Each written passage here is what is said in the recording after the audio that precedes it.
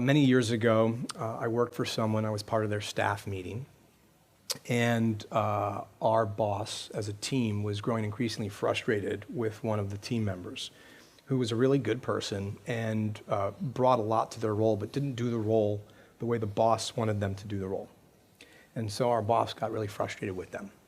And the frustration came across and manifested itself in kind of this passive aggressivity, where there were jokes made at my colleague's expense, and you could sense how frustrated our boss was becoming with this person. And it was undermining the boss more than anything else. And it created a lot of discomfort in the room whenever it would happen. And it wasn't constant, but it happened enough that it was uncomfortable.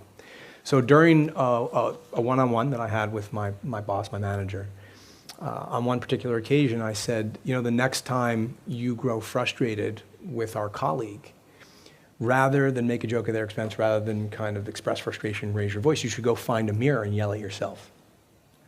Because that person's in the role as a result of you. It's your choice whether or not they're doing that job. It's your choice as to how they approach their job. If you don't like the way they're doing their job, you can coach them to do it differently. You can play to their strengths. You can put them in another role. You can transition them out of the company. But you leaving them in this role where you're increasingly frustrated, that's on you. And so he thought about it and said, let me give that some consideration. A couple weeks later, he came back and he said, I gave it a lot of thought, and I want to thank you because you were right. That's exactly what I was doing, and I'm going to change the way I'm approaching it. I'm going to play to this person's strengths. And as he was saying this, I realized I was doing the exact same thing to someone on my team. I mean the exact same thing. And in that moment, I said, I need to manage more compassionately. I need to put myself in the shoes of the people that I'm working with. I need to see the world through their lens and their perspective. I need to coach them where I can coach them. I need to play to their strengths. I need to understand what it is that they're trying to accomplish. I need to understand what it is that triggers their insecurities or their vulnerabilities. And by virtue of being in the role that I was in, that was my responsibility. I say aspire to manage compassionately because it's really hard. Because to truly be compassionate, first of all, I'm not talking about conditional compassion.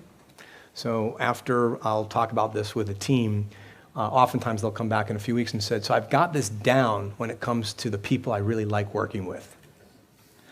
But there's this member of the team I don't really like at all, and I'm having trouble. And compassion is not conditional. That's when it's required most, is when there's people that you don't see eye to eye with.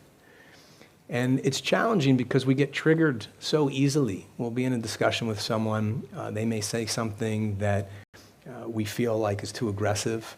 You become defensive, you put it back on them, and before you know it, the whole thing's escalating.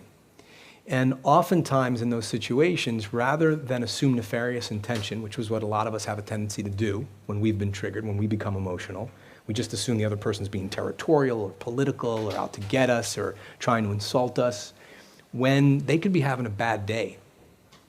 Or you may have said something that triggers something that they experienced long before they ever worked with you. Or maybe you're talking about something that they're not as knowledgeable about, and so they start to feel a little bit insecure. There's a litany of reasons the person may be on the attack. And when you start to feel that emotion, to the extent you can become a spectator to your own thoughts, especially when you become emotional, which is very, very challenging but doable, then you can start to ask yourself, why are you responding this way? What's triggering you? And where are they coming from?